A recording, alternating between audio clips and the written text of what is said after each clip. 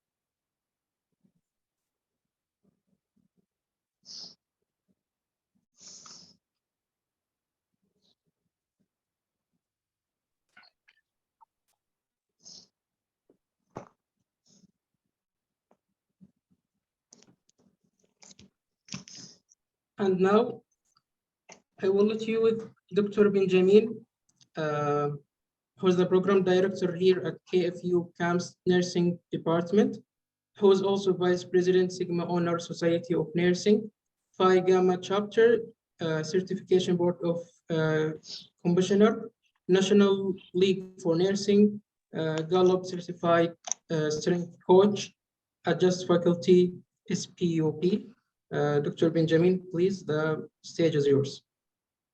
Mohammed, thank you very much for your assistance. I know that it might be challenging for you because I know you are still like at work at the moment, and I'm really grateful for your assistance and for your help. So I just would like to say to everybody that this is such a grateful afternoon, and actually nearing night here in Saudi Arabia, and we are truly blessed that we are all gathered again for another meaningful learning from another renowned expert from, in her field of expertise.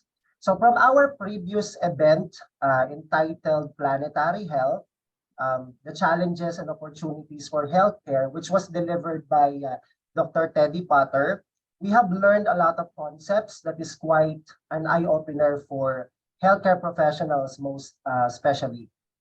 So in case for us, as as nurses, I learned that we can play a central role in mitigating and adapting to the current and to the future healthcare threats, particularly something related to climate change. So Dr. Potter's advocacy for a community of nurses and also for healthcare providers like us, for us to be able in solidarity to contribute and to address and also to prepare for these health impacts, not only in the individual level, but also in the health system level and even in the community level.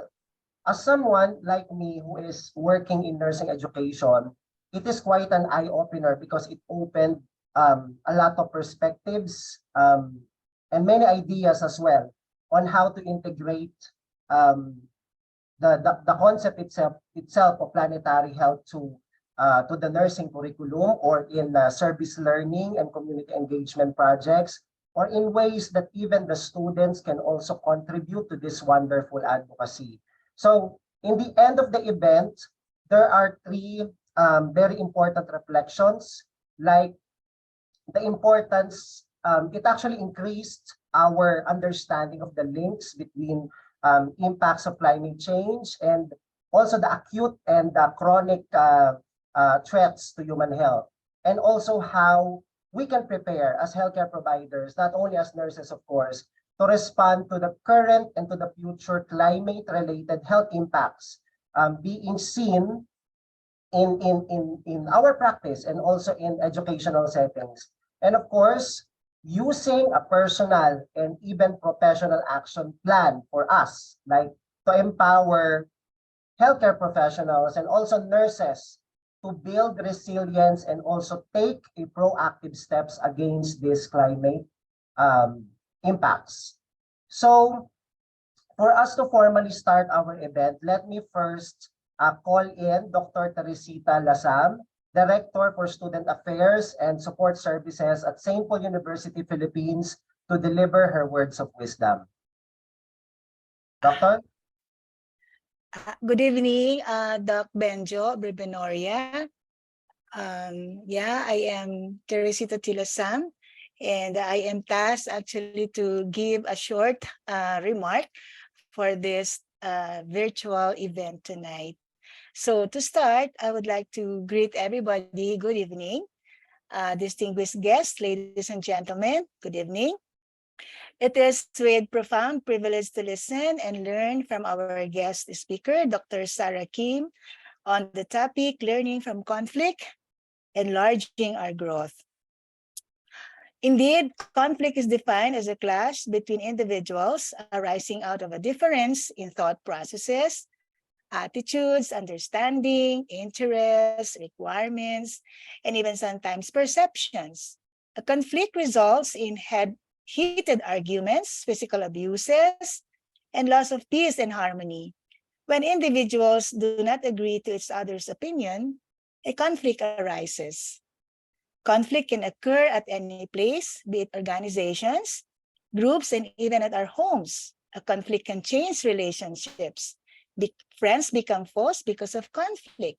Employees tend to lose their concentration and focus in their work if they are engaged in conflict. Individuals lose their interest in their jobs, leading to zero output.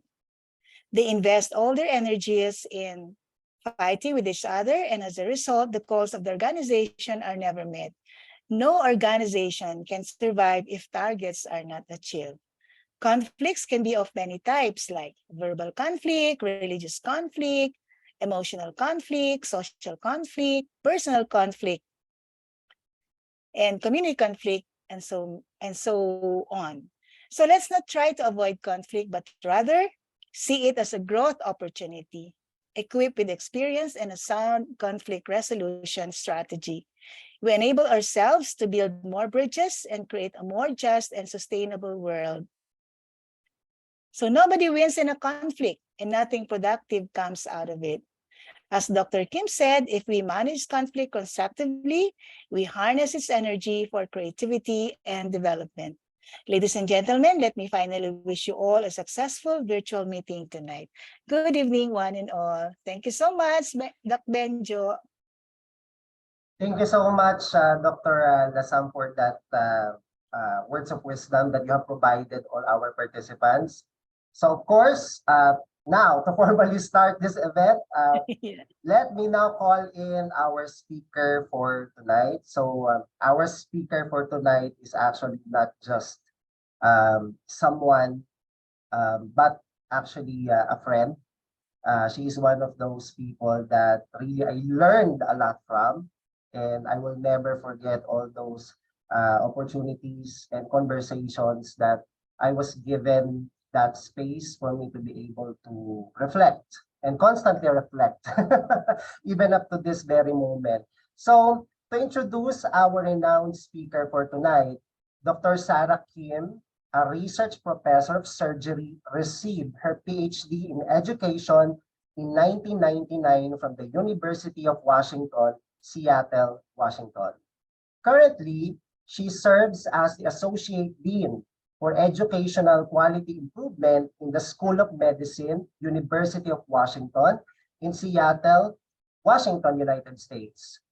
Dr. Kim is the inaugural holder of the George G.B. Bilston Professorship in the Art of Communication with Peers and Patients. She actively leads research programs in conflict management and collaborates with a wide range of clinical, administrative, and educational stakeholders across the University of Washington Medicine. Since 2014, she and her team have developed training programs and taught over 10,000 healthcare professionals conflict dialogue and speaking up skills. Her work has been primarily supported through the Arnold P. Gold Foundation Humanism in Medicine grants and the UW Medicine Patient Safety Innovation Programs. She has numerous peer-reviewed publications in leading medical education and medical specialty journals, covering topics of conflict management, communication skills, and power hierarchy. Let us all welcome our speaker for tonight, a good friend, Dr. Sara Kim. Thank you so much. Thank you, Benjo, for that warm welcome. As Benjo said, I actually wouldn't be here unless it's for our beautiful relationship and his brilliance and his ability to bring all of us together here is such a privilege. My confession is I've never given a talk at 5 a.m. my time, so it is a new experience. And as I look through the chat, I'm just so touched by how many of you from all around the world, as far as Liberia, are here. It also looks like we have students, we have medtechs, various roles.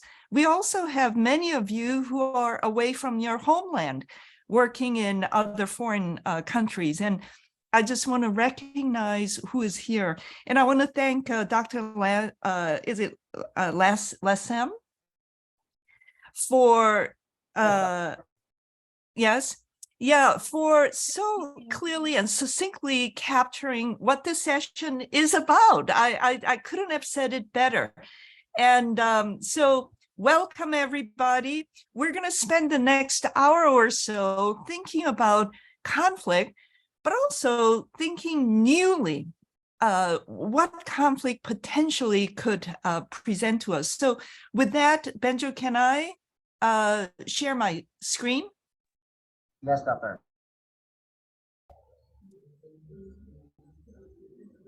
Okay, I trusted you can see this. Great. And I have not prepared a lot of slides in the hope that we can generate some conversation, given that for many of you, this is late at night or internet connection may not be reliable. But so let's try to use chat as much as possible. But from time to time, I would love to hear some voices.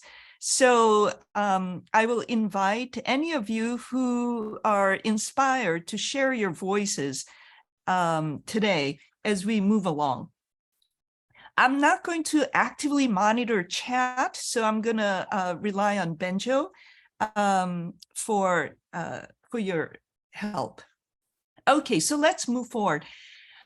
I don't know if anybody is from Vietnam today, but Thich Nhat Hanh, as many of you know, he's a monk, Buddhist monk, who passed away in January, almost a year ago. And he's my teacher, my mentor, and I try to follow his teaching. And here's a quote that I thought we could start out with. So when we come into contact with the other person, our thoughts and actions should express our mind of compassion. Even if that person says and does things that are not easy to accept. When we come into contact with the other person, our thoughts and actions should express our mind of compassion, even if that person says and does things that are not easy to accept. Let me ask you, put into chat, for how many of you does this come easy for you? Just say easy. Oh, I already do this. If you already do this well, just put in chat easy. If this is difficult for you, as it is for me, put in chat difficult. If I were to put in chat, I would be putting very, very difficult. Oh, some people, Rekha, it comes easy for you. Thank you for sharing. So, in fact, we will have a lot to learn from you, how you make this easy. Jency, easy. You do it, yes, easy. Wow. Yeah, I in a very conflicting situation, I talk to myself and I check what my heart and mind says. Then I wait whether it is right or wrong, and then I do not care. I, in a amicable way, keeping my voice in the best of its tone and loudness, I put my points across. And I feel many do not like, and many keep quiet, many criticize at the back. But I just don't care because that's my way of doing it. Thank you so much for sharing your voice. Just know it's reverberating around the world right now. Well, you're the light of this on this earth. We need more people like that. And you said the key word, which I'm going to come back to, that you wait, that you wait, that you wait. And that is what makes it difficult. I want to applaud. So there is Najum, sometimes easy, sometimes difficult. Yes. So I think what you're suggesting, it really depends on the situation. In a grocery market, maybe it's easy for me because I may never see that person. So I may just try to be compassionate. But at work, maybe it's hard because I have history with that person. So when there is a conflict, all that had happened in the past, all the unresolved, unpleasant feelings may just jump out. And then it consumes my compassion, which then is depleted. So wonderful. So because many of you have not reached that point of enlightenment, we are in training, but many of you can be our teachers. So I would like to share with you how I organize our session together in 3 different segments. First of all, I want to persuade to you upfront that conflict can't be all bad. That it can be good if we were to do certain things, such as waiting, as Rekha has said, waiting until the true and the complete nature of conflict has a chance to speak itself. Second, I'm going to focus on some of the skills that's helpful in the conflict situation, like how to ask questions, how to listen. When I come back, I think it's in March or April, I forget, part 2, we're going to focus more on how we speak up. So because I'm going to table some of other skills in the future session, today I'm focusing on specifically how to ask and listen skills, and then we'll apply some of our skills. So in chat again, could you put down one word that comes to mind when you hear the word conflict? Just one word. What does conflict mean to you? Let's see what all of us have in mind. Avoidance, you're very honest. Difference, beautiful, Saad. Complicated, chaos, contention, dilemma, different ideas, chaos. Taxing, argument. Wow, chaos is a new word. I haven't seen that. Argument. Struggles. Yeah, tired. struggle again. Peace. Oh, Emil, again, we have something to learn from you. Then there's war, opposition. Well, continue to put that in. These are wonderful. I just gave a talk to a group of medical school faculty 2 days ago, and they said things that are not coming up here. They said avoidant for sure. Some people said healthy. Some people also said exhausting. So challenges, fight. Yeah. So some of these words suggest that conflict has some quality of heat and coolness. Also heat when it comes to control, confrontation.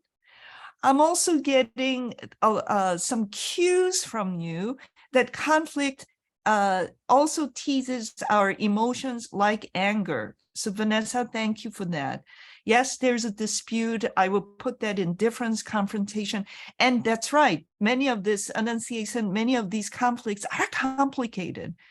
So there are the issues that create the differences. Then there are the emotions. That's the impact on us, like anger. Then there's definitely disharmony in the relationship, like misunderstanding, like Benji says. Then I'm hearing from many of you that there is an impact of conflict on our body, that we're stressed, we're exhausted. Imagine what chaos does to us. Imagine what war around us does to our body. And therefore, it is consuming. I agree with you, enunciation. So the definition I will present to you, I think, encompasses everything that you bring to the table. Here's a definition I like to use, that it is a perception. Conflict is a perception. Now, when we say perception, I'm not talking about like a war, nation to nation conflict situation where it is not a perception. I mean, things are happening on the ground and flooding our television and social media.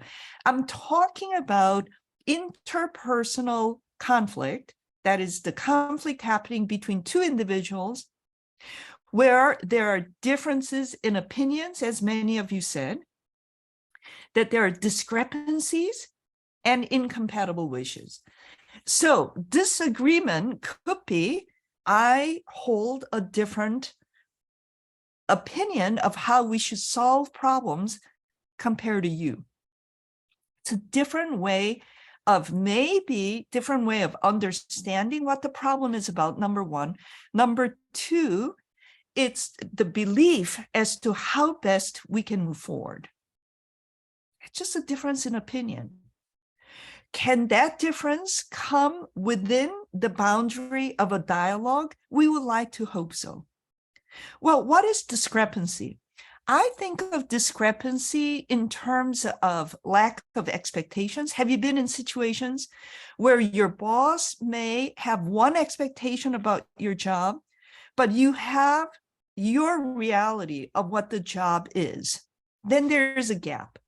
Then potentially conflict can arise. Can that be resolved in a conversation? I hope so.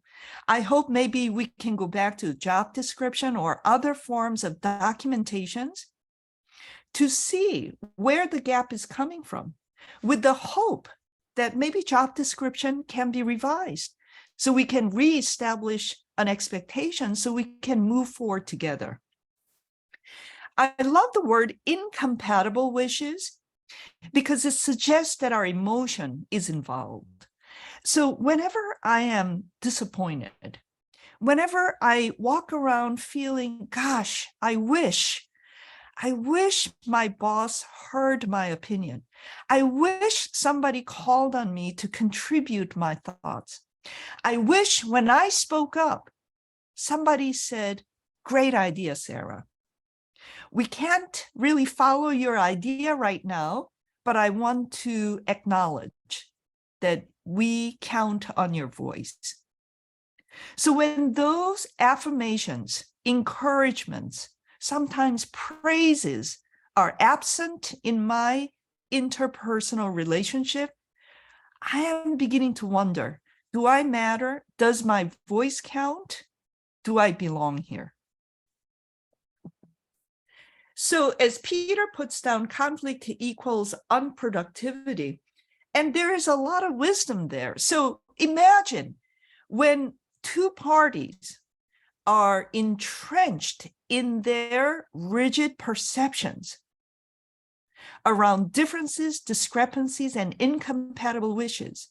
So maybe they're not talking to each other, or now they're talking behind each other's back, or now they're escalating their unhappiness about each other through the power hierarchy. Then we're going to have suffering. Conflict is a form of suffering, and I'll come back to that.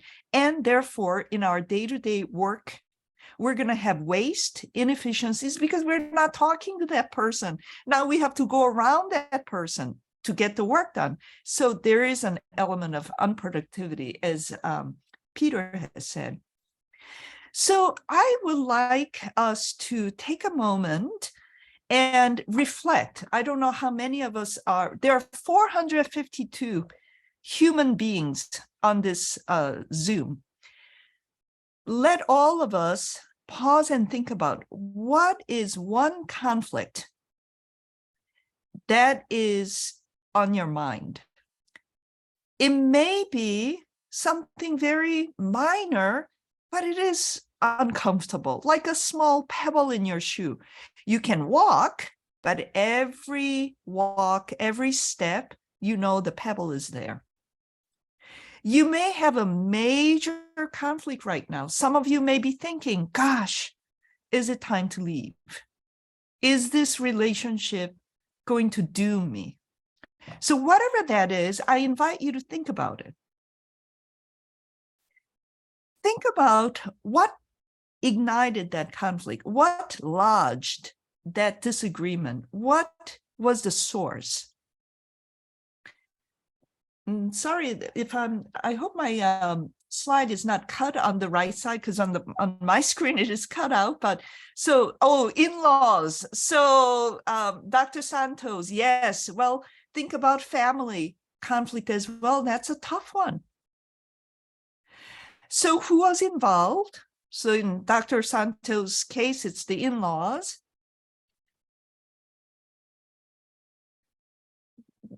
Do you see any way out of it in any way? So just let's reflect on it. And as you are ready, put them in chat. So identity crisis, I want to come back to this. I'm going to take a note of it.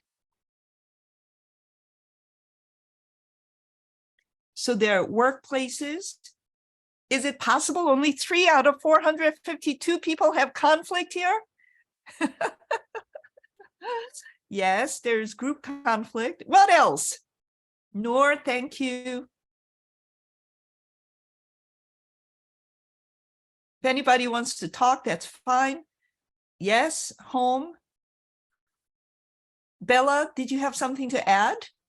Do you want to unmute and say something about the conflict? No, I don't want to put you on the spot, but I loved it when you came online. Conflict among the team, self-conflict. Giselle, either unmute or put in chat a little bit more what you have in mind, self-conflicts, because I think there's something we want to hear more. Religion and science, yes. Yeah, faith, religion. Then there are conflicts among classmates, self, individual, self. So many of you have this notion of self-conflict, and maybe somebody can put in chat, but in the meantime, did we have somebody who had hand on, Benjo? No, nobody? Somehow I thought there was somebody. Okay. At the moment, Yeah. Doctor, there's none at the moment. Okay. Their fear, friends, attitude towards work, setting the right action to achieve my priority goals. So thank you. So these are the conflicts that's happening all around us right now. Now, two things took my captured my attention. One is identity conflict. Now, in the US setting, that means something. So I don't know what it means in your setting. But in the case of the US, the identity conflict has to do with not being seen for who I am in terms of my gender identity, in terms of my race and ethnic identity. As many of you live in multicultural environment, that's what the US is like as well. And so as an Asian woman, I work in a predominantly white institution. So if I feel like my voice is not heard in that type of a racial makeup, the first thought that comes is the identity issue. Gosh, is it because I'm Asian? It's my perception, right? It's my perception. I don't know if that's true, but surely it breeds and triggers that identity conflict and workplace leadership. And so, Minerva, when we come back to the second session around how to speak up, we'll speak about power. Now, I'm intrigued by self-conflict, so I don't want to make an assumption. Would love to invite somebody to unmute and educate me a little bit about what you mean by that. Otherwise, I'm going to go with my assumption, which may not be accurate. Anybody, since several of you had put self-conflict. I don't want to put anyone on the spot. Or feel free to elaborate. Yeah, go ahead. I would like to express, since my childhood, my main conflict with myself was that I wanted to become someone by profession, and I became someone else. And the conflict lasted for almost 20 to 25 years.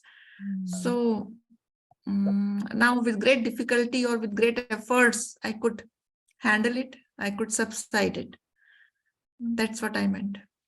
Yeah. And your name is? It's Reka. I'm Actually. Rekha. Rekha. You're Reki. Yeah, thank you. So identity is, and you're, I think, pointing to I'm going to quickly unshare my screen to, I think what you're doing is, because I want to hold that important comment along with the comment about trauma in chat. So it's our family environment has shaped us according to somebody else's expectation. My father wanted me to be a diplomat. I wanted to learn German, but he forced me to learn French. And I'm glad he did. I love French, but there are times I wish I had spoken German as well. So when we follow other people's expectations, and one day, the cumulative effect of having been on another path that has led us to today's condition, it creates a conflict. And the gap between our own aspiration and the reality of having met somebody else's expectation for the majority of our life, it has to create some stress to a point of maybe conflict. So, but by virtue of you being able to articulate that in this space, I nod to you because you are a woman of courage and wisdom, and I would like to think that you're doing something about it, that you're not in a space of just despair, but there is a space of reclaiming who you are meant to be. And so it brings me back to, and I think Mohona says also, I think many of us, I myself as well. So many of you who are speaking up and putting in chat, you're kind of spokespersons for all of us. So bravo. Trauma is a difficult one. The whole reason I do this work is because I had a major conflict with a senior mentor 15 years ago. If my life was peaceful, I would not be here today. I would still be sleeping in my warm bed. The reason I'm here is because that conflict brought me to a place of near destruction. And for many blessings, many grace, many levels of help, my life made a turn into transformation. That's why I can come to you and say, conflict, it's hard, it's hot when it sits in our hand. It burns through our hearts. It causes us to want to abort and say, I'm done. But if we can take the time, if we can tolerate the discomfort and the distortion, I am here to say, I think a lot of interpersonal conflicts can bring up something we can learn from and think positively about. So with that, I'm going to go back to my slide.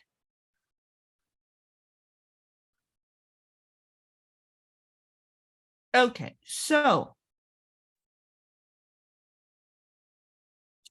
yeah, gosh, Benjo, I wish we can just not do slides and sit and talk, because there's just so much wisdom here, which the PowerPoint slides really trivialize. So we may not even get to all slides, because I just want to give everybody a voice and acknowledge what you're putting in. Yeah, I love all these comments. And if there's a way to save the chat, Benjo, because I'm going to take the chat as a gift and as points of learning for me moving forward. I'll give you a copy of the transcript. Oh, and the video copy as well. So thank you. Yeah, you're all being very, very honest and candid about what's happening inside. So because you can do it, let me share with you what then managing conflict is. We just talked about what conflict is, what it feels like. Well, what does it mean now to manage it? So I think this is my own wording. I think it's about externalizing. So I have some kind of inner tension, whether it's with my boss, my colleague, my team, my other peer students, but something, right? There's a minor to major disruptive inner conflict. So when I manage it interpersonally, I'm actually externalizing that tension through my intention. I'm going to come back to intention. Presence. When I say presence, every time it means how I show up in my bodily, physical self. Then my words, what I articulate, and actions I take, including decisions I make. So this is the bottom line. If you happen to fall asleep, because it is approaching 10 p.m. your time, hope you can remember this, that there is a gift of conflict. Because externalizing the tension, that's within our control. And when we do it, as somebody put, face the issues positively, Dr. Santos, that we can learn something new. Even if the conflict is hard, humiliating, it feels like a punishment, please remember there's something new to learn.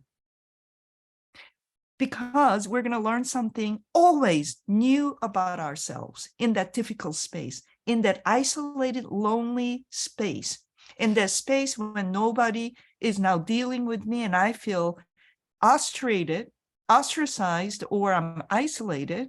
I can learn something new about myself. Wow, I still come to work. I'm still a light on this world. I'm the salt in this world. Where I stand, there'll always be a bright spot. Where I persist to be, there'll never be corruption and decay. I'm standing. Wow, where is this coming from? Is that from my grandmother? Is it from my ancestors? Am I inspired by the land? We'll always learn something new. And I hope we can hang on to that positive light. Otherwise, we're going to just dissipate, because the world is there to suppress us and put pressure on us through the conflict. So don't partner with that force. Create that counter force of learning something about yourself and celebrate it. We'll also learn something about the other person I'm in conflict with. Wow, I didn't know Benjo cares so much about this or that. I'm going to remember in my future interaction with Benjo, I'm going to be more sensitive to that. I'm going to learn something about the issue. I thought I was so right about the issue. I thought I had all the information about the issue. But now that I am having a conversation, boy, I had a blind spot. I didn't know. I only ran with my perception based on small sets of observation, small sets of what I learned or what I heard from other people, and I created the truth. So yes, so I think, Lauren, brave and resilience, that's right, that's your new learning. And I think if we can engage in conflict with that mindset, it's hard, right? Because now what? I have to learn something out of this when I'm suffering? And the answer is yes. The answer is yes, because the alternative is unthinkable for us. However, it's not just about learning. The gift requires another component, is our determination to manage our relationship with the other person respectfully and with curiosity. And that's the hard part. How can we be compassionate and have a positive mindset towards somebody who is out there to hurt us? Many times I say, gosh, what happened to you in your childhood that you show up in this world in this manner? It's like what was it Reki has said, in somebody's childhood, and we'll see this in a moment, that somebody got conditioned to be mean. They were not born that way, but something about the family system created this condition to be stingy, to not know the beauty of generosity and kindness. So imagine that person now becoming my boss. And yet, I think Thich Nhat Hanh will teach us to remain compassionate. So I just want to do a head nod to all the good comments in the chat. So now, with that, now we know what conflict is about. I think I'm trying to make a case that conflict can be a gift. Many of your colleagues here already embrace that wisdom about the positive edge, the positive purpose, the positive calling of conflict. Many of you already embrace that. I am a late comer into this space. Now let's go down to what a conflict, how it shows up. So imagine there's a conflict about some issue. Let's say my boss gave me a deadline for July. All of a sudden, my boss says, it's May. I need your report in May. Well, that surprises me. So in that case, the conflict has two elements. There is a what and a how. So whenever you're at work, think about a conflict always from this perspective, what and how. So when my boss wants that report done much sooner, the disagreement is over. It is not over the report itself. She's not saying the quality of the report is bad. It's really the how issue. She wants the report to be submitted early.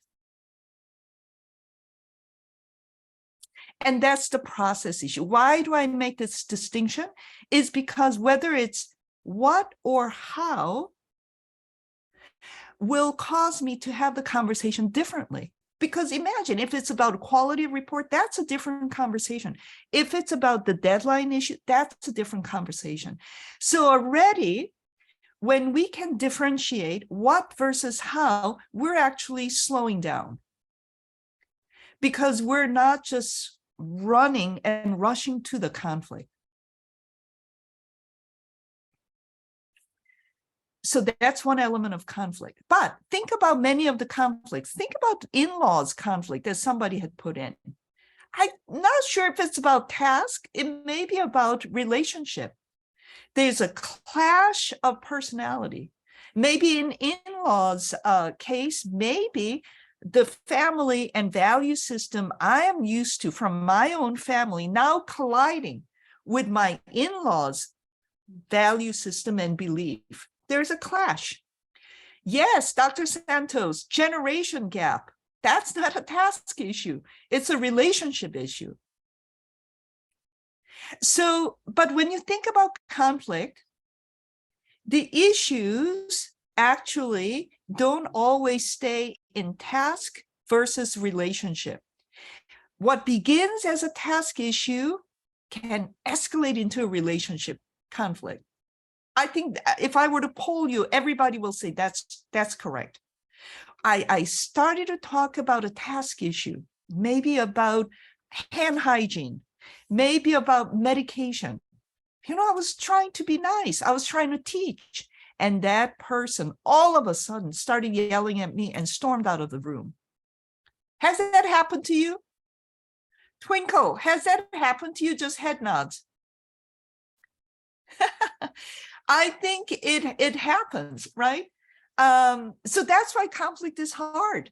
Because, yes, thank you, Rowena. I love it. So, you know, you're trying to resolve an issue on behalf of a patient, family, or for your school. You have the good intention. And then all of a sudden, that person stops talking to me.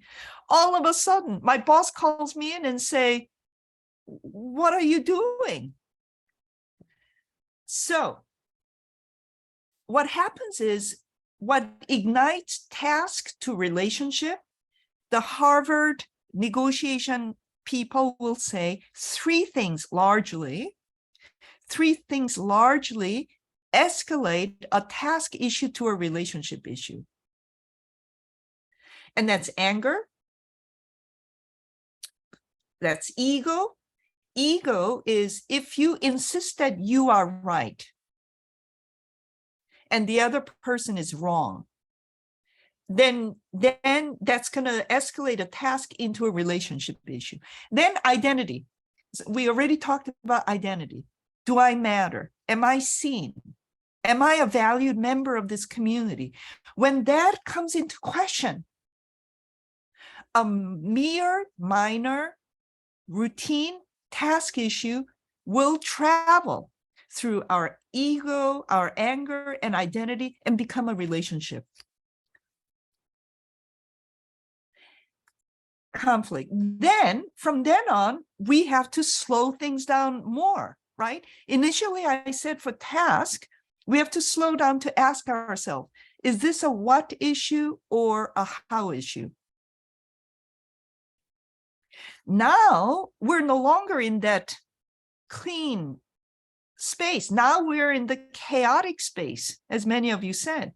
It's chaos. Now other people are involved.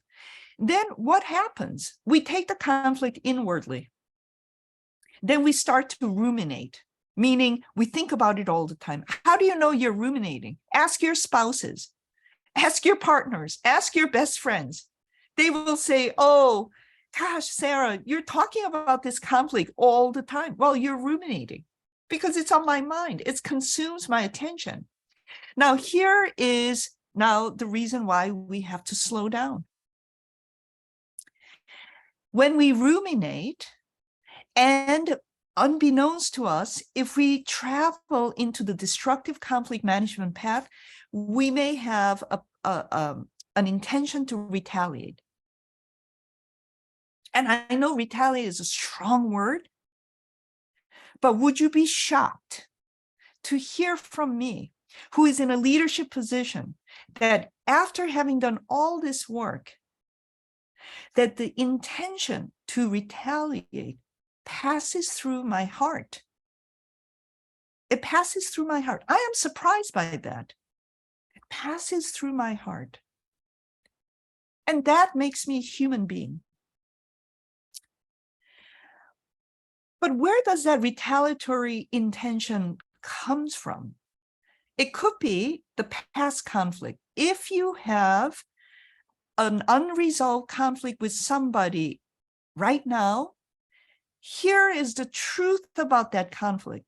If that conflict is not resolved, it's going to set up a new conflict over and over again. And that's the conflict DNA. It loves an encore performance. It hates to be resolved because you take all the fun away. If my typical way of handling conflict tends to come from, I want my way because I'm the boss. Do it according to my wish because I have the seniority. If that's how I show up, maybe that retaliatory intention may become now a real action. Or I just misunderstand my authority, or I willfully abuse my power. This is a big issue in organizations. Whatever it is, there may be other things. Many of you put down the family culture. Yeah, all of that. Past trauma, all of that goes in this bucket that could potentially give rise to a retaliatory intention. We're not saying we go out and retaliate, but it is one of our many, many complex human makeups. Now, here's the danger. If we don't monitor what's happening to us, then imagine if that retaliatory intention now comes out in the open.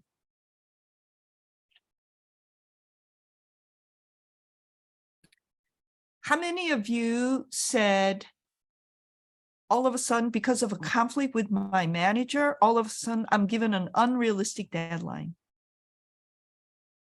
Difficult patients are now being assigned to me. That's what I hear from the US nurses. All of a sudden, my shift is now this shift that nobody wants to take. I'm assigned to that.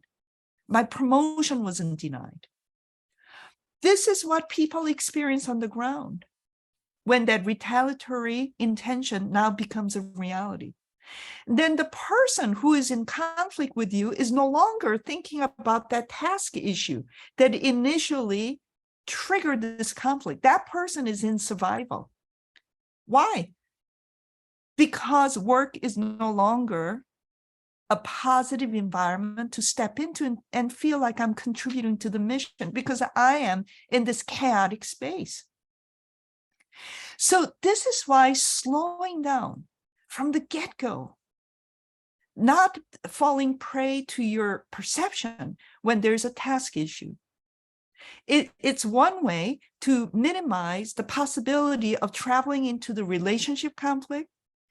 It's one way to let my retaliatory intention to be quiet and dormant. Because once that is activated, then boy, we will have to slow everything down very, very, very significantly. But the problem is we don't slow down and it feels we're right. And it feels like it's legitimate for us to behave in this way in this world. But here's the hope for all of us. And many of you, based on your input, you're practicing this already. Now, let's say we don't have control over a task issue escalating into a relationship issue. Let's just say we'll give that to conflict. Okay, you do your thing. What can we do that can move this dynamic into the constructive zone? And I think we have to get into the reflection. This is when, in the slowness and in the spaciousness that I'm able to have. It's what Reki has said early on. I wait. It's unpleasant, but I wait. I bet when she's waiting, she's not just passively waiting. She's actively reflecting. She's constantly showing up at work, still respectfully, still with curiosity, still upholding other people's humanity and dignity. A lot happens in waiting, but not passivity. So in the reflection, what we have to engage ourselves, because remember, we're trying to see what we can learn from this difficult situation. I do perspective taking. Why do we have to do perspective taking? Because as we saw in the definition, conflict is just a perception. It's a perception based on what I saw in a nanosecond. It's a small, narrow spectrum of my observation, information I gathered, information others floated into my ear. That's all. It is not truth. It is only a perception. Therefore, in my reflection, I have to do perspective taking. Yeah, so it is a form of internalizing, but we try not to internalize. I think I want to make a distinction. So I already said conflict is a form of suffering. So because we have to release some of our energy and brain cells to get into this perspective taking zone in order to propel a learning momentum, I think we acknowledge, Sara, you're in a space of suffering. This is so hard for you. So that's the level of internalizing I'll do. Now, the internalizing I do so well, I'm sitting on a conflict actually right now because of what somebody told me 2 days ago. My suffering, it chews me up inside. That's internalizing.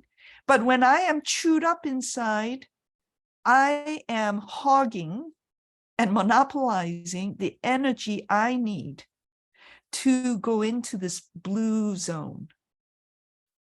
So when I take perspective, I ask myself, all right, you think you're really right, but what could be your blind spot?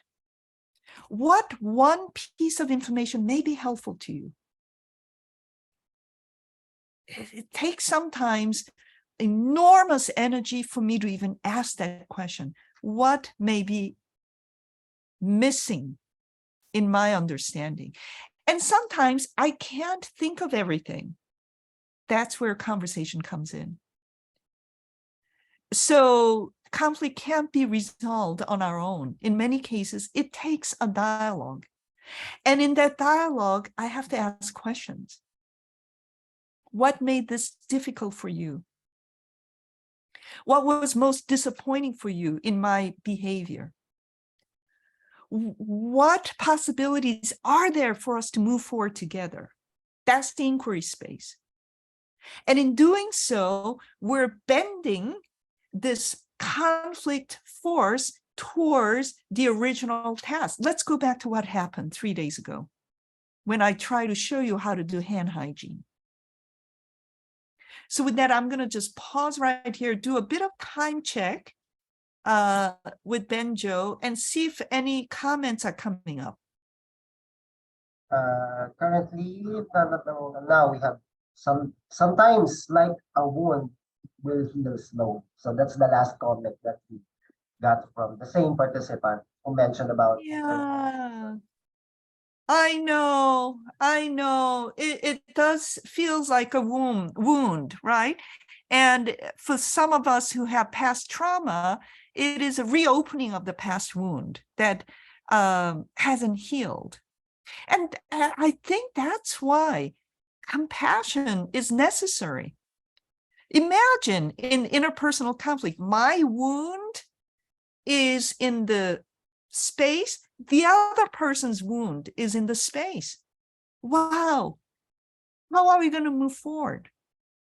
Are we going to just yell at each other, demean and humiliate each other because that's the voice of my wound? And what are we doing? We're then persisting our suffering. Now, I'm not trying to say every relationship I have is happy and positive. I have broken relationship. but I learned from it. And I accepted the reality. And I just say that's part of my landscape. There will be broken relationships. There are mended, repaired relationships. There are solid, positive relationships. I mean, that makes me human. So changing duty work, yeah, that's a classical task conflict. All of a sudden, without my input, my job description changes. My reporting structure changes. All of a sudden, my time is pulled away from what I found to be rewarding. And now I have to work on some drudgery, technical, dry stuff. Yeah, so we have to weigh and combine the idea. Yeah, that's why we have to listen to the other person. So, Benjo, can you give me, how much time do I have for the lecture? Actually, Doctor, around 15 to 20 minutes. 15 minutes. 15 minutes. Okay, thank you. I know you're being very flexible. So let's go back. So I love this. This is how I usually show up in the world. And we already talked about it. So let's say, as is it Dr. Daka has said, my boss changes my job duty. Yes, madam. Yeah, thank you for that He wants input. to say something. He wants to say something, I think. Oh, please. Did you want to say something?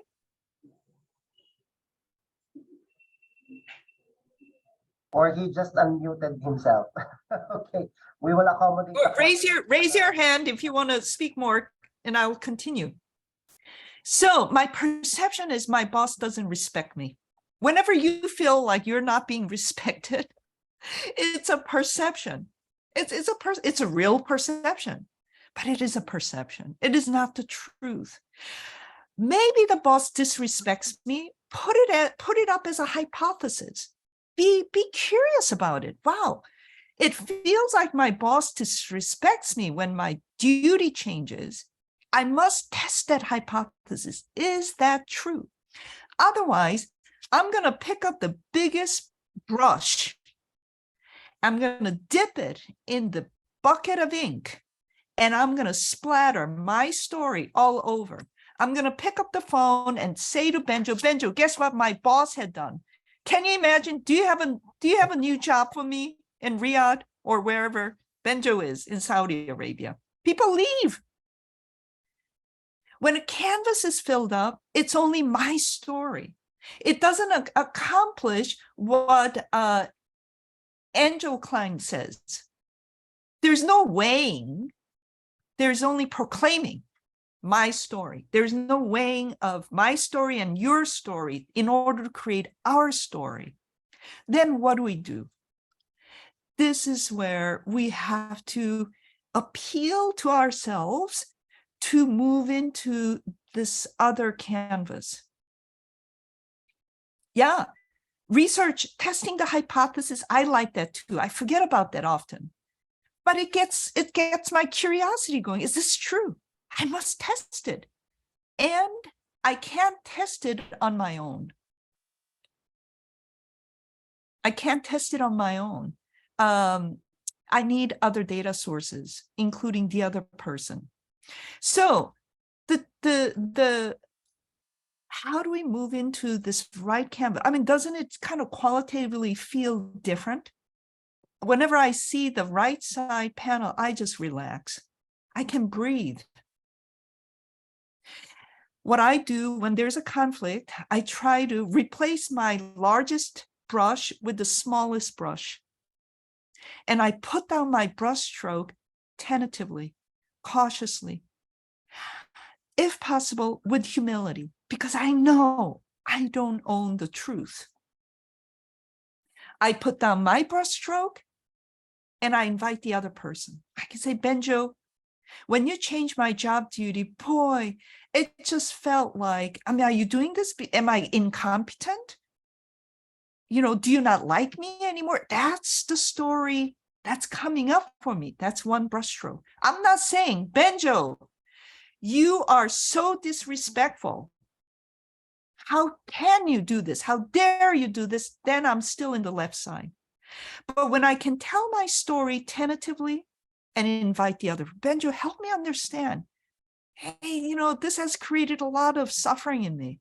Help me understand. Where is your decision coming from? Benjo is now going to put down his brushstroke. Yeah, there's a lot of control here. Because as a boss to my staff, my temptation always is to replace my small brush with the large brush. And I drench it back in the bucket again. Everybody around here, 467 of us, including myself, this is conflict management. I don't know what else to say. It is conflict management. We largely, without self-awareness, we live in this left canvas. The higher you are in your organization, the temptation is to be in the left canvas because everybody should listen to me. I do that to my boss. When I'm tired, when I'm hungry, when the decisions have to be made fast, I'm in the left zone. I don't invite other people's voice. I don't have time. So it is the impulse to be in the left. I would like to say it is our human nature. That's how we are wired. Our brain is wired to protect us. It can be a self-protection because I don't want to be challenged.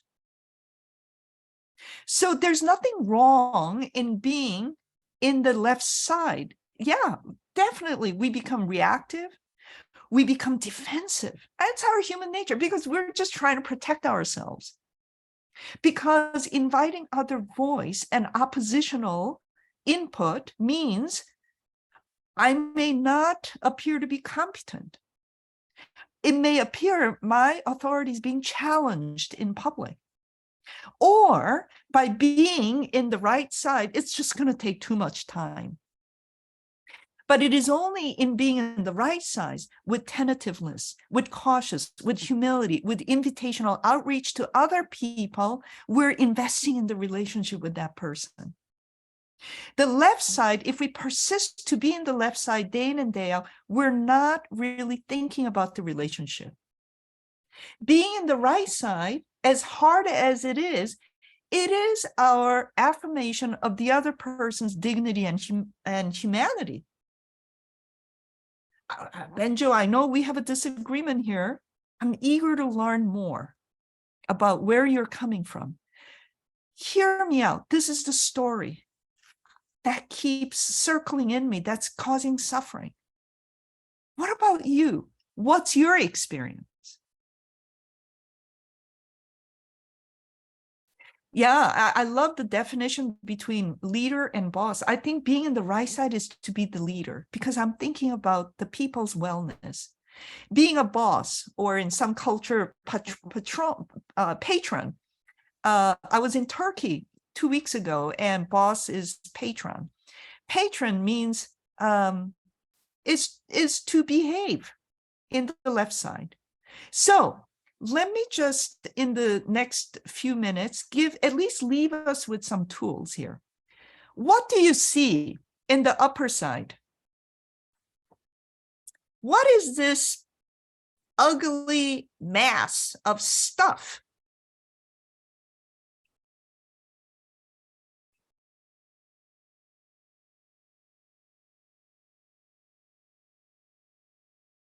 Anybody? What does it look like? Benjo, any guess? Is that a wire? I'm not sure. Is Hmm? that a wire? Wire, good guess. Like, Yeah. There are Yeah, thorns. so it does look like thorns. Yeah, I got it. Yeah, yeah. Rowena and Zaldi says say thorn internal. I love that record. Internal conversation. You're at a different level of consciousness. You're on the higher evolutionary trajectory. I love that internal conversation. So yeah, yes, nail. Well, actually, it's 848 pieces of metal spoons, forks, and knives that this Japanese shadow artist, Shigeo Fukuda, put together. Imagine what it must have taken to put these 848 pieces of metal stuff. Now, conflict feels like this. It's just this massive metal nail stuff that I want to run away from. It looks menacing and threatening. It's going to hurt me. But here's the beauty, and let me just show you. With the right light sources from the ceiling, with the right combinations of lighting, from the right angle, with the right intensity, what is incubated in that massive metal stuff is a gorgeous, splendid motorbike. Isn't that gorgeous? The other lens, yeah. Thank you, Zaldi. It is gorgeous. That's conflict management. When we can enter into that space of inquiry, remember, with our smallest brush, the other person is also putting down his or her brushes and their brushes. I am going in with that hope that this difficult, chaotic issue must have the true story incubated in it. Sometimes it may be as beautiful as a motorbike. It may be as scary as a monster showing up, but we must know because we're testing the hypothesis. We must find out what the true nature of the conflict is in order to test the hypothesis, in order to take the right actions. And your actions may lead you to say, I can't work in this institution. Well, then you know the action, what you have to take further. You might say, you know what? I don't think my boss has malicious intention. It's just the boss's style. I think I appeal to the boss that in the future, any decisions involving my job duty should involve my input because it is about my morale. It is about my ability to contribute to this institution. And it is about how I feel respected. So we have to find out what is behind the conflict. So I'm going to end on a couple of questions and listening skills. And in some sense, they're simple. So think about these skills as one of those light sources. When I use it well and intentionally and strategically, it could potentially beam into the conflict and show the true meaning. So we speak multi-languages here. So this might be very English-centric, so I apologize. But at least in the English language, I'm fluent in Korean. This may work in Korean too. I tend to ask the question beginning with why. Why did you, etc.? Why did you miss the deadline? But this is what I learned from dialogue champions, that when they ask questions beginning with what and how. So instead of asking, why did you miss the deadline? What made it difficult for you? Instead of saying, you have a bad idea, what led you to make the decision? What concerns you the most? Be like an investigator, like a detector, right? Because we're testing the hypothesis. Or sometimes try how questions. How do you see things differently? How did you arrive at the conclusion? How can we move forward? What possibilities are there for us to repair our relationship? Why this is hard, only you can tell. Try this. Try this today if you're still in the daylight zone. Try this tomorrow. And notice your brain has to do a little bit of work when asking what or how questions. So let's practice. Why on earth would you think like that? No one agrees with you. Yeah, it's a way to ask a question. How about this? And I'm curious. And when I say that, I'm lowering my voice. I may lean into the person, even on, I'm curious, Benjo. What specifically informed your opinion? I'm eager to hear. So the key is I need to keep that person feeling motivated to keep putting down Benjo's brushstroke. Or Benjo is going to throw his brush and say, I'm done. So asking the question is keeping him in the space. Why did she give that medication dose? It's wrong,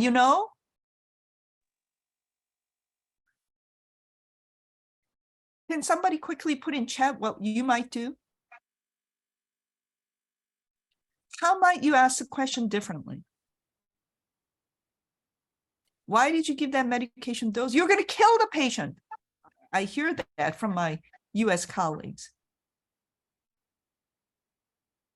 Okay, here's what I came up with. Tact in asking, yeah, so fair, see if this is tactful enough. I'm concerned about the dose. What leads you to believe it's safe for this patient? Benjo, how does that sound? Better? Better, yes. Better. Why are you making a solo decision? This feels like an abuse of power. Maybe this is to your boss. This is where I'm appealing to the leadership side of my boss. As somebody wisely said, leader versus boss. How do you plan to include others' voices? What, in fact, I want to say is show up like a leader, please. But I got to keep the person in this space. How do you plan to include others' voices? I know you care about a joint decision. And we're giving that boss, patron, an opportunity to awaken to the fact that, oh gosh, I must include other people's voice. At least we're according that grace, and the boss may do her thing in the end, make everybody unhappy, fine. But the important thing is I tried. I use my question muscle. I'm going to end with this last piece about listening. If I poll you, how do you know you're a good listener? Many people, at least in the US, say, I'm a good listener because I don't interrupt. I'm a good listener because I do the head nods. I may say, I'm a good listener because I keep an open body stance. I don't cross my arm. Yes, so you listen, you don't interrupt.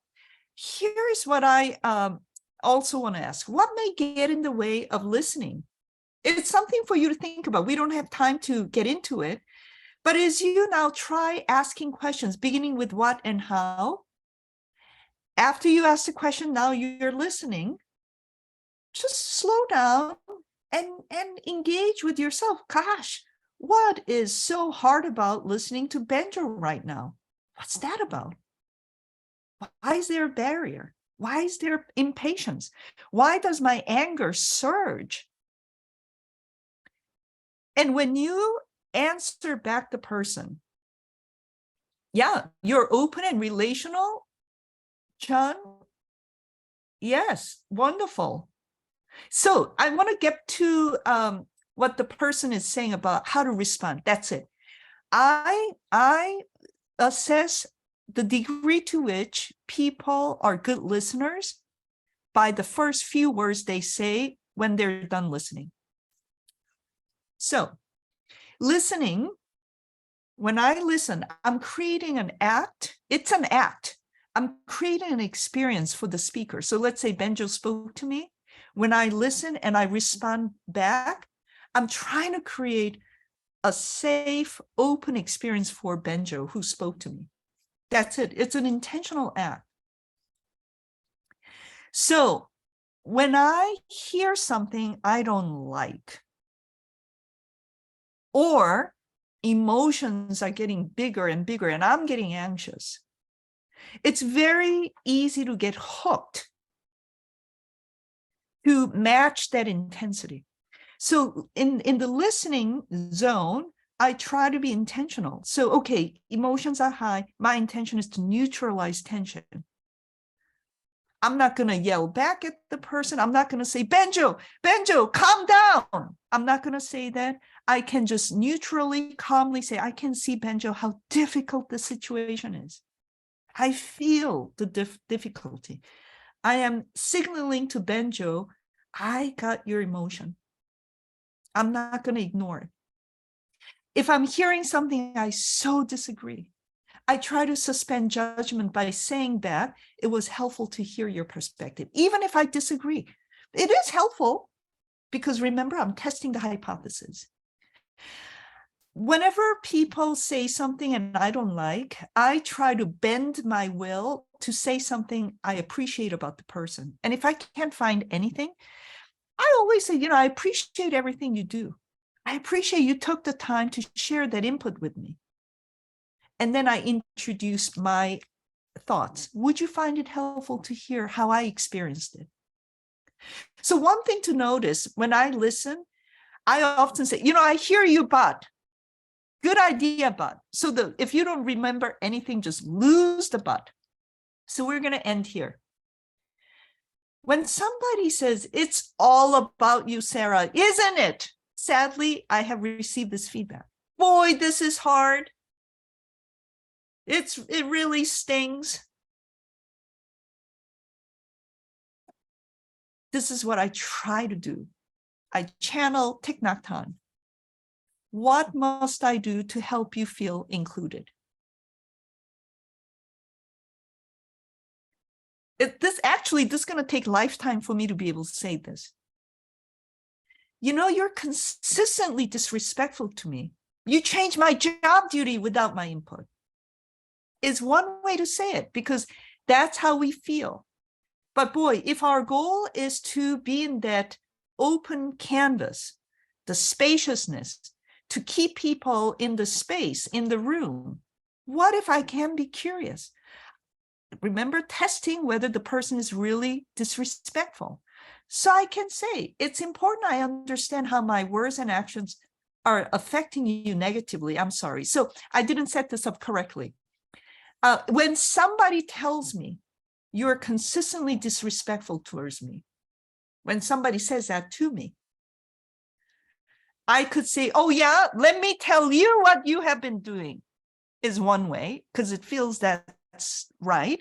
But this is where I try to listen and resonate back. Curiosity. Tell me ways in which my words and actions created negative impact on you. I don't have to repeat the word. Disrespect. What's the point? Nothing changes around here. I can say, if changes were to happen, what would you see? Remember, just my job is to keep that person motivated, not to let his or her, their brushstroke go. Okay, so I'm going to end right here. And here's my email, because I do want to open up for Benjo to maybe entertain more questions and wrap up. So I think I've covered most of what I had intended to do. And also, Doctor, we will try our best to give them a copy of your presentation as well. Yes, I'll share the slides. Yes. And also, I just would like to express our gratitude to you, Doctor, because that is such a different take on the typical and the usual way of talking about conflict. So it seems that it is more like driven on peace building. It's like a more holistic and multifaceted process that embraces conflict in a different dimension, in a potentially more constructive force. So that's what I can see from the presentation that you have shared to us. And of course, we will be asking questions as well from questions that will be coming from the participants. And also, I would like to move into the next part of our event, which is the question and answer. I would like to call in one of our these are actually the professionals who will be asking questions. But at the same time, also let me call in Miss Nujum. Miss Nujum, you may want to ask a question to our speaker, Dr. Sara, please. Yes, Doc, you can hear me? Thank you. Yes. Yes, Doc, sorry. Thank you. Really interesting topic. It's really beneficial. I learned for my personal life, not only for my professional life. Thank you, Doc. So I have some questions that related with the conflict. So with this year, with the technology and everything with it, with the technology revolutions, do you think that technology can impact whether positively or negatively in our conflict in our life, professionally and personally? That is a beautiful question.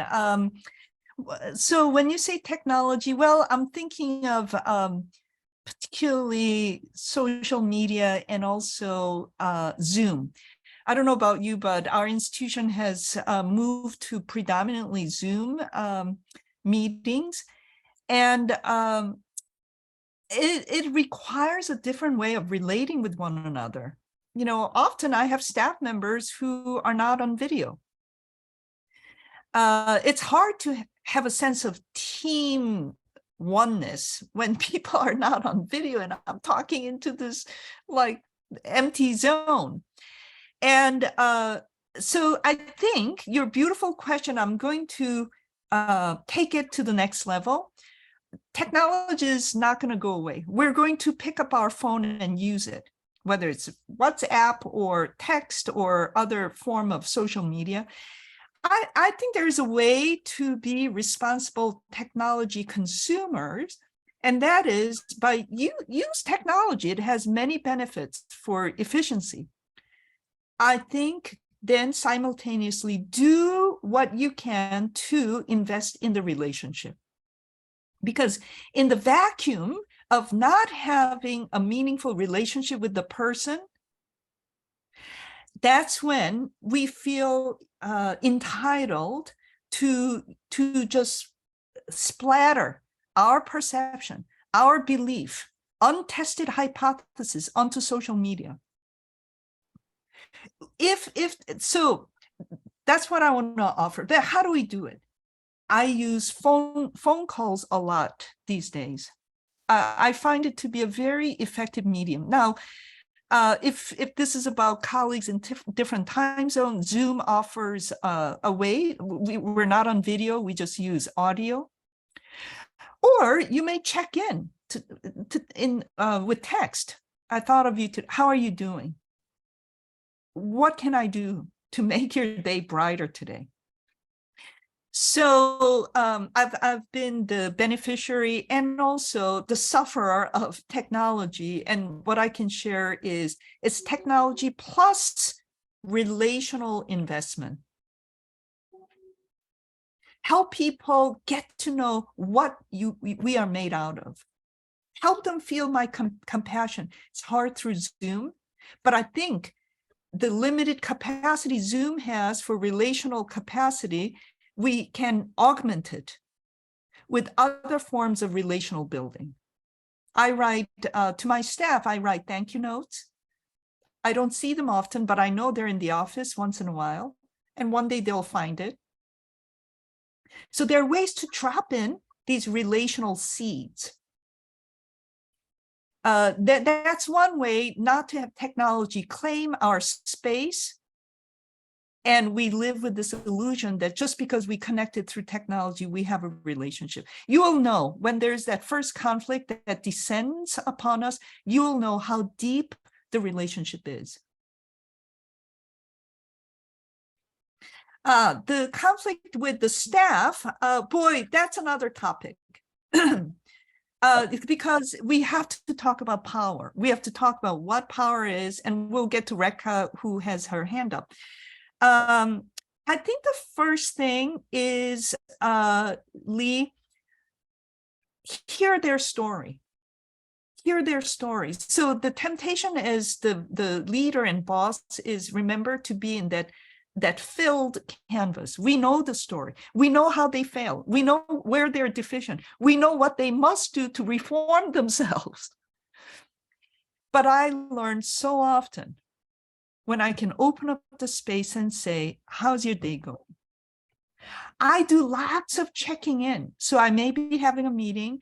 I don't talk the whole time, especially on Zoom. I don't know how people are digesting my words. So I check in. How does that sound? Sometimes I say, what am I missing, team? Help me. I put myself in a helpful mode or need to be helped in order to elevate slightly their status. Whatever we can do to empower them as a way to get their voices out. How about we just end on 2 notes? I do want to, so Minnie, and then I think let's go to Rekha, who had her hand on. I don't know if she still has it. No, yeah, I just wanted to know all these techniques which you have explained, beautiful techniques. Like if we want to help a person to jump to or to shift to from red zone to blue zone, this is going to take a long time. And in working time, working place, we do not have that much time because there is no work piled up by tasks, by date and by time. So that becomes another conflict. How to handle it? Yeah, no, it is beautiful. That's why what I do is, and I should have mentioned that, I just wrote it down. What we do relationally, day to day, moment to moment matters. Yeah. Because you're right, by the time conflict arrives, and to do all that takes time. So that's why I send thank you notes to my staff. It's a form of empowering them to bring issues and disagreements to me. Whenever I check in the meeting and say, okay, team, let's check in. How are things going? How is this landing with you? Is this doable? I am proactively trying to prevent unwanted, unforeseen conflict. So there's no golden formula here. So it is about proactive, preventive investment. And when we reach conflict, we can actually lift that relational strength into conflict management.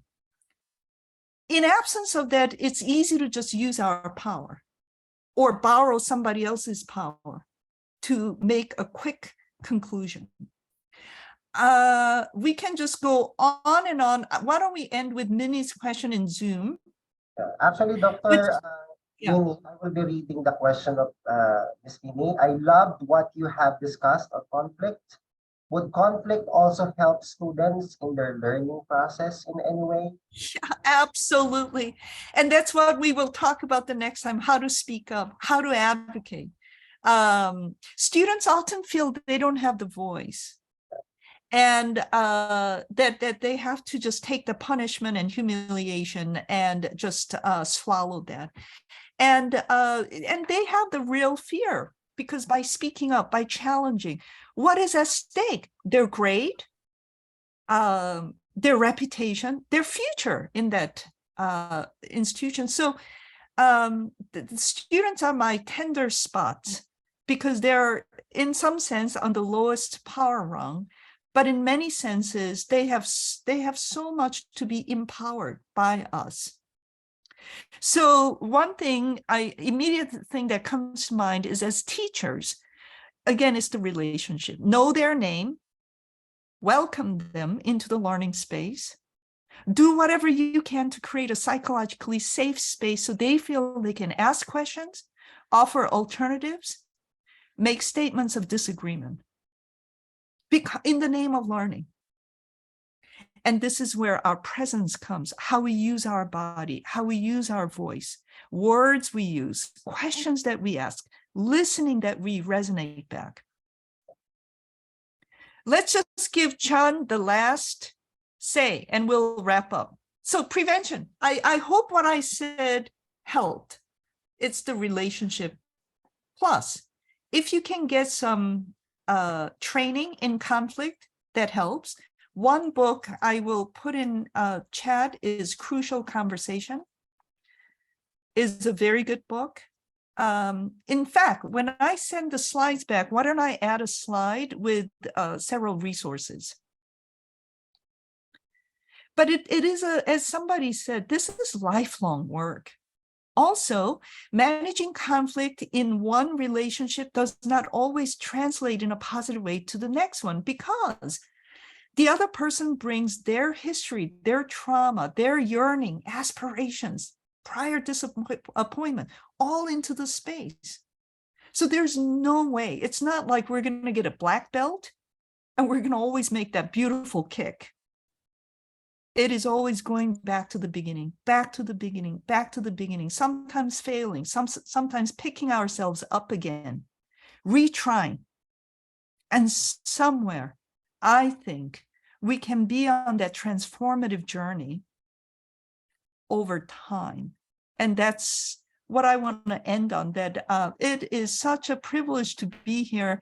And thank you for hanging on. We're past time, but I appreciated all of your presence and input, spoken and unspoken. I really felt the energy here. So, and a huge thanks to the organizing committee and leaders, and particularly to Benjo for inviting me. It's been a privilege. Thank you. Such a pleasure, Doctor, because as you can see from the chat, it's actually quite overwhelming to read, but majority or most of the participants are actually talking about, expressing their thank yous and gratitude to your presentation. So we have here from our participants, thank you for inspiring us. Your contribution to my learnings are highly appreciated. Awesome presentation, wonderful presentation. I am motivated to take my space and make use most of it. Thank you so much, Dr. Kim.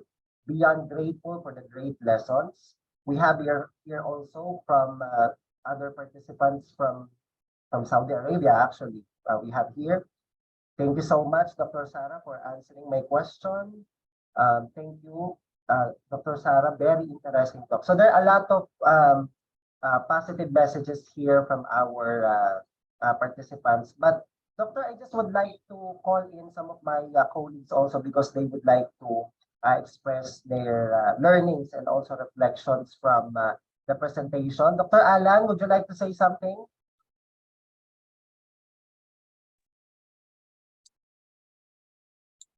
What about Muhammad? Muhammad, you want to add something, please? Okay, Sir Alan, Dr. Alan is here. Dr. Alan, please.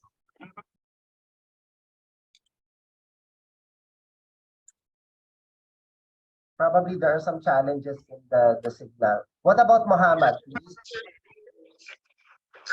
Muhammad? Yes. Yes.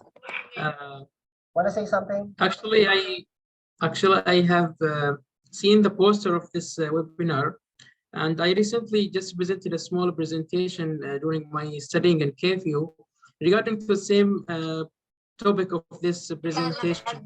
By the way, it was very wonderful and like informative presentation, and it's really touching our real life that we are all having conflicts. Even as you mentioned, Dr. Sara, it's like interpersonal conflict or intrapersonal conflict or self-conflict, or also we have a lot of conflict as a nurses or as the educator between teacher, student to student, and teacher to teacher. So we are trying our best to just manage our conflicts to be constructive, not destructive conflicts, which will help the institute and myself to grow up and be to get a better outcome. Thank you. Thanks a lot. Thank you so much. Thank you very much for that message. Thank you. And also, Dr. Alan, it's okay. I know you have some challenges in your connection, but I just would like to close in our event, and just let me share this one important and meaningful quotation that I personally believe in, that a life without any kind or any type of conflict is a life lived in solitude. This is actually one of the quotations, one of my favorite quotations as well. And such a lot of overwhelming messages, positive messages from the participants. all thank yous and the appreciation for the presentation of our speaker, Dr. Sara. So we would like to start by thanking everyone for attending this webinar event. Of course, especially to our speaker for tonight, Dr. Sara, who is a friend and such an amazing person that I am also inspired. I mean, when it comes to her expertise and also her ability to coach excellently. You continue to inspire us, and with the power from each of the statements and the words that are coming from you. I am so amazed, and we are really truly amazed by your passion in disseminating this different approach in delivering it to diverse group of professionals and students from more than 10 countries for this event tonight. We are truly blessed to learn. And as I said a while ago, you brought it in a different place because transforming a conflict truly requires transcending the goals of conflicting parties, defining the goals, disembedding the conflict from its original situation, and embedding it in a more promising place in which is achieved through dialogue that is based on empathy, compassion, and joint creativity. Because this is actually personally what I've learned from your presentation. So I hope and wish that the passion that you bring by using the power of your voice, your unique voice, will continue to inspire someone like me and also the rest of our participants. We are truly grateful to have, and me personally, to have known someone like you who is very kind and who have the passion to serve and to educate professionals around the world. We are happy also to the participation of our participants. I mean, it kind of really resonated with them, as you can see from their questions and also from their comments and from their real life expression of their feelings as well, and thought-provoking words from our participants. And of course, to my colleagues and also to the president of St. Paul University, Sister Merceditas Ang, the dean of the School of Health Sciences, Nursing and Health Sciences, Dr. Anta Losig. Thank you for your unwavering support and your leadership at St. Paul University is something that we needed to organize in such events like this. And of course, most importantly, we would like to thank all the participants who attended this event. We have nurses here, we have leaders, we have healthcare providers. And as always, again, thank you so much, Dr. Sara, for infusing joy for all of us in this very beautiful and wonderful evening. It is really our pleasure. Thank you so much. Okay, Thank you. For the rest of the participants, for you to be able to get the certificate, just kindly please do the evaluation first. Do not forget to evaluate the topic because we will be sending also the results of the evaluation to our speaker. And also, if you would like to connect with our speaker, you can actually connect with her LinkedIn account to a more professional way of connecting. You can scan the QR code with her LinkedIn account. And also, you can also connect with me. Of course. So this is my Twitter and also my LinkedIn account. And of course, you can also connect with the St. Paul University Philippines account. All right. So for the participants that are still here, please do not forget to evaluate this session because we will be sending the results of this evaluation also to our speaker. So please do the evaluation and please feel free to type in your comments about the event. And we are really looking forward particularly to our next event. For our fourth event, let me just share something related to our fourth event, which will happen on March 13.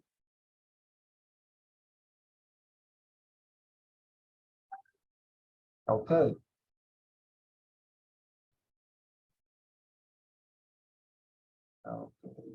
a minute.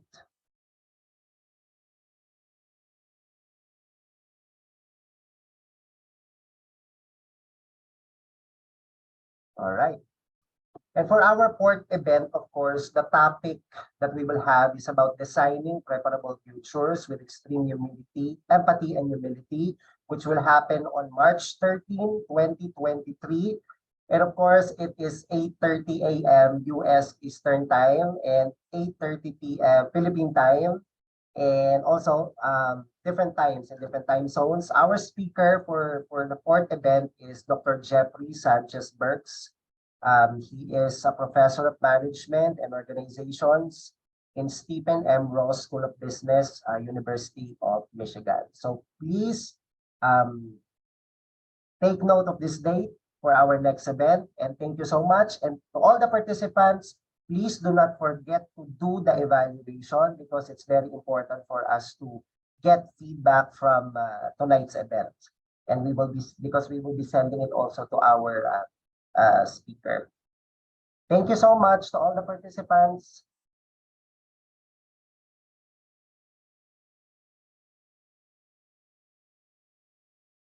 Dr. Sara, thank you. Please do the, yes. Do not forget, Thank you. please evaluate the event so that we can, because this is a way for us to, okay. All right, for you to be able to get your certificate. Please do not forget, my dear participants. All right. So I will be staying here for the next 5 minutes. Okay, I will give you 5 minutes for you to accomplish our evaluation form. So please feel free to do so. And in 5 minutes, I will leave the session.